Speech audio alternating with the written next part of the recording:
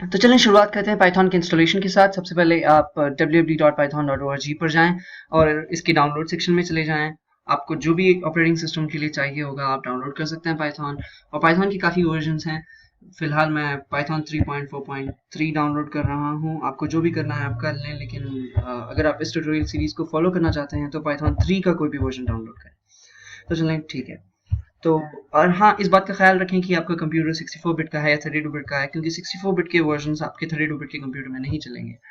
ये जानना काफ़ी आसान है कि आपका कौन से बिट का कंप्यूटर है। बस अपने माई कंप्यूटर के आइकॉन के प्रॉपर्टीज़ में जाएं और आपको यहीं पे दिख जाएगा कि कितने बिट का आपका प्रोसेसर है।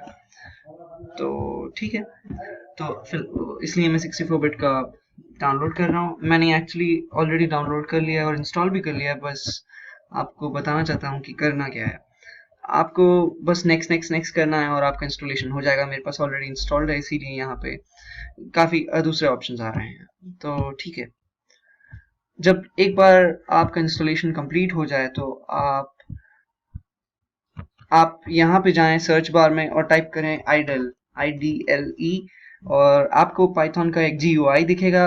बेसिकली एक शेल है जिसमें आप पाइथन के एक्सप्रेशंस, पाइथन के कुछ कोड रन कर सकते हैं। तो हर एक मैथमेटिकल एक्सप्रेशन भी एक पाइथन की एक्सप्रेशन है। तो आप यहाँ पे कुछ मैथमेटिकल एक्सप्रेशंस भी लिख सकते हैं, जैसे जो भी मैथमेटिकल ऑपरेटर्स हैं, plus operator, minus operator, multiplication operator. तो सिमिलरली विद डिवीजन, लेकिन ये ख्याल रखें गाइस, पाइथन 3 में division by default floating point में होता है। तो अगर आप 4/5 करेंगे तो आपको आंसर इंटीजर में 0 नहीं आएगा। Let's do something else.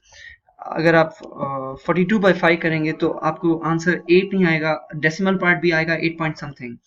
तो बाय डिफॉल्ट ये फ्लोटिंग पॉइंट में होता है। अगर आपको ओवरराइड करना है और फ्लोटिंग पॉइंट की बजाय सिर्फ इंटीजर में करना है, बेसिकली इंटीजर में करने का मतलब ये कि इसका डेसिमल पॉइंट अगर आपको इग्नोर करना है तो आप एक स्लैश की बजाय 2 स्लैश डाल दें।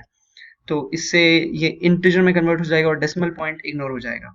तो ये सब तो बेसिक ऑपरेटर्स हैं। और कुछ खास ऑपरेटर्स भी हैं, जैसे कि समझें आपको पावर फाइंड करनी है तो आपको 2 एस्टेरिस्क डालना पड़ता है, followed by the power which you want to raise this number to।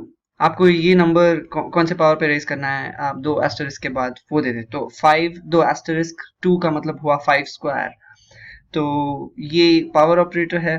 और एक खास ऑपरेटर है, आपको जैसे कि पता होगा, modulo operator. Modulo operator basically आपको बताता है कि रिमाइंडर क्या बचा डिवीजन के बाद। जैसे 87 एक ऑड नंबर है, मैं उसे 2 से डिवाइड करूंगा तो रिमाइंडर बचेगा 1। या 45 डिवाइडेड बाय 9 अगर मैं करूंगा तो रिमाइंडर बचना चाहिए 0, बिकॉज 9 5 इज 45।